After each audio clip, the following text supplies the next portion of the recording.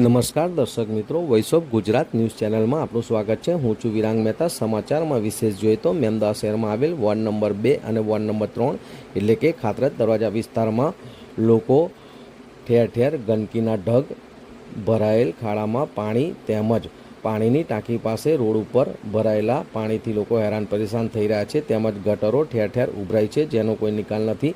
વાલીખાન તળાવમાં વરસાદી પાણી જવા ઉપરાંત ઉભરાતી ગટરોના પાણી પણ આ તળાવમાં જવાને કારણે આજુબાજુના રહેણાંકમાં પાણી ભરાઈ ગયા છે, જેને લઈને જાગૃત નાગરિક એવા કરીમભાઈ મલેક દ્વારા મામલતદારશ્રી તેમજ ચીફ ઓફિસરશ્રીને પણ આની રજૂઆત કરવામાં આવી છે। આપ દ્રશ્યમાં જોઈ શકો છો તેમ પાણીની ટાંકી પાસે એટલે કે ખાતરજ દરવાજાથી લઈને તાલુકા પંચાયત જવાના રોડ પર ઠેર ઠેર ગંદકીના ઢેર તેમજ કચરાના ઢગ જોવા મળે છે, જેને લઈને ખાડાઓ પણ મોટા મોટા પડેલ હોવાને લઈને અહીં આગળ કાયમી વરસાદી પાણી તો ભરાય છે, પણ સાથે સાથે કાયમી 12 મહિના ખાડાને લઈને પાણી ભરાતા અહીંના લોકો બીમારીના ભયમાં જીવી રહ્યા છે તેમજ અહીં આગળ અકસ્માતોનો પણ ભીતિ સર્જાય છે અને અકસ્માતો પણ થાય છે। ત્યારે બાજુમાં અહીં ડીપી આવેલી છે, જેને ફરતે જારી નહીં મૂકવાને લઈને પાણી અડવાને લઈને કોઈને કરંટ લાગે તો જાનહાનિ પણ થઈ શકે છે। આવી સમસ્યાથી અહીંના લોકો હેરાન પરેશાન થઈ ગયા છે। હવે જોવાનું રહ્યું કે તંત્ર દ્વારા આનો કોઈ નિકાલ કરવામાં આવે છે કે કેમ। વિરાંગ મહેતા, આ કયો વિસ્તાર છે?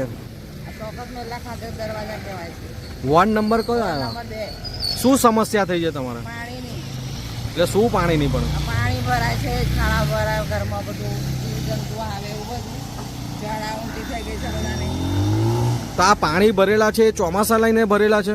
ચોમાસામાં ભરાય, ઉનાળા શિયાળામાં આવે પાણી તો। એટલે 12 મહિના આ પરિસ્થિતિ સર્જાય છે। તમે કોઈને રજૂઆત નથી કરતા? કરીએ છે, કોઈ કશું આવતું નહીં, કહેતું નહીં કશું। તમારા વોર્ડના મેમ્બર કોણ છે? તો બધા છે જ હોય છે, કોઈનું નામ ના દેવાય ને બાજુ પછી લાગતા ઓળખતા તંત્રને તમે જાણ કરી? એટલે મેમદાવાદ નગરપાલિકામાં જાણ કરી? કરીને કેટલી વાર ગયા, આ લોકોને ઝાડા ઉલટી થાય તો એ લોકો જાય છે। શું કહે છે? ગંદુ પાણી નરમો આવે છે, તો નગરપાલિકાના શું આની કાર્યવાહી નથી કરતા? કશું જ નથી કરતા। તો હવે હજુ પણ આ પ્રશ્નોનો નિકાલ નહીં આવે તો શું કરશો તમે?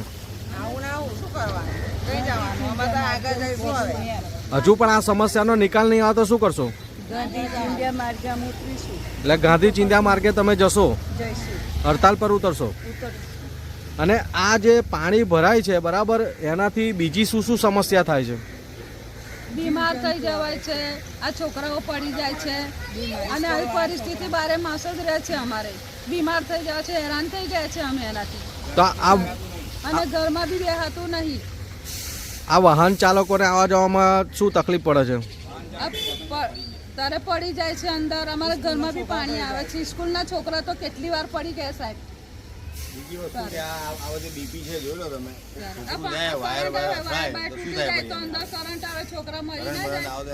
એટલે અહીંયા આગળ જ્યાં ડીપી આવેલી છે બરાબર છે, એ બી એની તૂટીને બી પડી જાય છે। એટલે એની આજુબાજુ સંરક્ષણ જારી બી નથી બનાવી, જેને લઈને કોઈ જોવા બી નથી આવતું। અને તઈ નગરપાલિકામાં જે છે ને તો બી કોઈ એવું બી જોવા નથી આવતું કે શું થાય છે। રોડ છે જ્યાં તાલુકા પંચાયત જેવી મોટી કચેરી આવેલી છે, જ્યાં મેમદાવાદ શહેર તેમજ ગામડાના અનેક લોકો કામ અર્થે આવે છે। તેમજ આપને મેં દ્રશ્યમાં બતાવ્યું હોય એ ઘડી ખૂબ જ મોટો વિસ્તાર આવેલો છે, આજુબાજુ સોસાયટી વિસ્તાર આવેલો છે, રહેણાંક વિસ્તાર આવેલો છે અને આ દ્રશ્યમાં જોઈ શકો છો કે સાધનો છે તેવી પરિસ્થિતિમાં આવે છે। એટલે અહીંના લોકોની બી માંગ છે કે વારંવાર તંત્રને લેખિત મૌખિક રજૂઆતો અહીંના લોકોના જણાવ કરવા છતાં પણ આનું નિરાકરણ નથી આવતું। હાલમાં ચોમાસાની સિઝન ચાલુ થઈ ગઈ છે, એટલે આ ભરેલા પાણીને લઈને અહીંના લોકોને મોટા રોગચાળાનો ભય રહે છે અને અહીંયા આગળ નાના નાના બાળકો રહે છે, ઘરની બહાર નીકળવું ભારે થઈ ગયું છે અને હાલમાં કોલેરા, ઝાડા ઉલટીના બનાવો પણ બની રહ્યા છે, જેને લઈને અહીંના લોકોને મોટો રોગચાળાનો તો ભય છે જ, પણ સાથે સાથે આપ જોઈ શકો છો રાત્રિના સમયે અહીં આગળ આવતા જતા રાહદારીઓ, વાહન ચાલકોને ભારે હાલાકીનો સામનો કરવો પડે છે। વચ્ચે ખાડો છે એટલે વારંવાર અહીંના લોકોના જણાવ્યા મુજબ વાહનો સ્લીપ થઈ જાય છે, જેની લીધે અકસ્માતો પણ સર્જાય છે।